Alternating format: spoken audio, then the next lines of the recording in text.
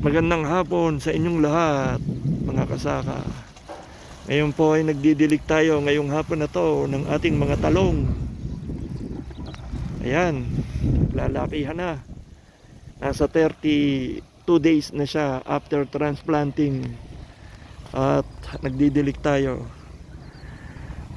Puro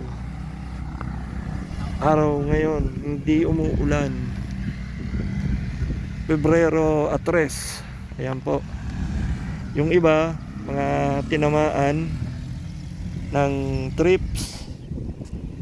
So ayan, naka-spray na tayo kahapon ng hapon ng gold. So makontrol sana yung mga trips. Sa susunod na araw, follow up natin yan. Iba naman ang ating i-spray. Sprayan natin ng ibang insecticide at saka fungicide. Gawa ng naiwan ng trips. Meron siya naiwang mga fungus. So insecticide and fungicide. No? So isprayan natin yan. Tapos dito naman meron tayong okra. Ayan, yung okra natin nahawa din. Tinamaan din siya. Mga kasaka, ayan, tinamaan din ito.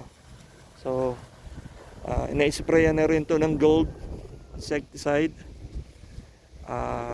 Yung iba nagre-react na, wala na yung mga insekto, nalaglag na. Pero sa susunod na araw, follow up natin ang spray. Ibang brand naman, ibang IRAC mode nito. So yun ang spray natin dyan. Okay. So sa ngayon, yan na muna.